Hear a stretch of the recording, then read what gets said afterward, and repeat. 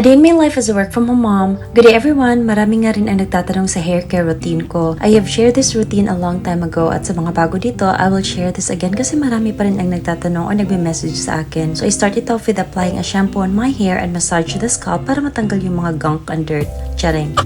And then i-rinse ko lang. 3 times a week ko lang ginagawa to. And then I apply a deep conditioner which I got from Human Nature. Hindi ko alam kung pag ilang tub ko na ito but I use this and apply it gently sa buhok ko. Then minamassage ko ang hair ko and rinse a little bit but leave some of the products sa buhok ko. After ko maligo, minsan I let it air dry but dahil may lakad ako ngayon, I will use a hair diffuser. Pero bago niyan ay naglagay muna ako ng gel sa buhok ko. Nabili ko lang ito sa any bench stores and I use the red variant, minsan yung purple variant nila. No alcohol content kasi ito at saka water-based pa, so curly friendly talaga. And then I scrunch it like this para ma-distribute ko ang product sa buhok ko and then I use this hair diffuser pagkatapos. Time consuming talaga ito so you gotta have a lot of patience kapag ginagawa mo ito. Manipis lang talaga ang buhok ko but once dry, saka na nakikita ang volume nito. Hindi ko sinusupply ang buhok ko. Hand combing lang talaga ako kapag wash days. The other days, gel lang ang ina-apply ko para hindi siya magbuhaghag kasi minsan may mga baby hair talaga na malikot at lumilitaw. Anyway, natapos rin ito and aalis muna ako to buy some grocery items. Ganito ng itsura ng buhok ko kapag bagong hair wash. Tuyo na yan but because of the products na ginamit ko ay para siyang wet look. Anyway, pumunta lang ako sa grocery as my agenda today at nag-canvas rin ng fridge because I wanted to replace my old fridge. I am scouting for the one na mafi-fit lang sa kusina ko kasi 7 years na nga rin yung old fridge ko at kailangan ko na yatang palitan. Pero let's see kung kakasya ba sa budget. When I arrived home ay nag-chill lang ako because it's a Sunday so dapat relax lang talaga. Itong si Cookie napaka-judgmental pa sa papa niya at tinitingnan lang talaga na naglilinis sa bahay. Nagtaka siguro bakit hindi ako ang naglinis.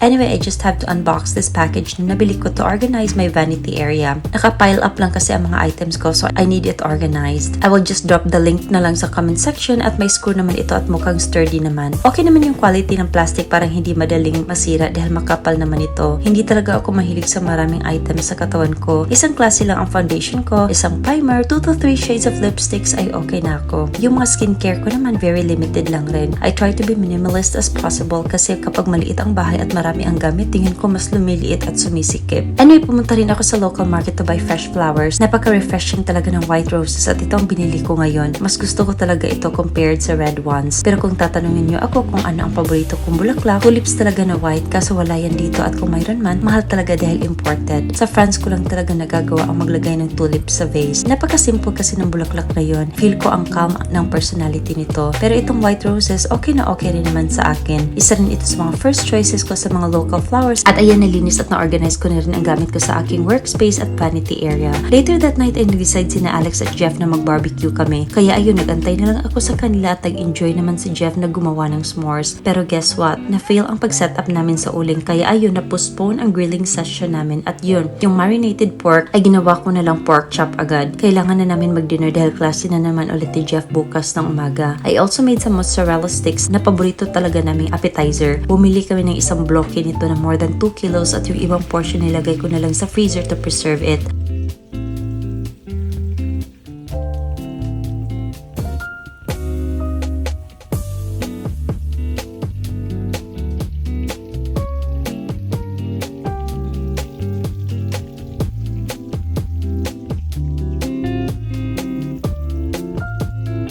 At ayan, napakasarap tingnan ng cheese pull. Gumawa rin ako ng salad na para sa akin masarap ipares nitong pork chop at kumain na kami. There's nothing special for today, just a relaxing Sunday routine at pinagtripan lang si Cookie. And that's all for today. Thank you so much for watching. Bye!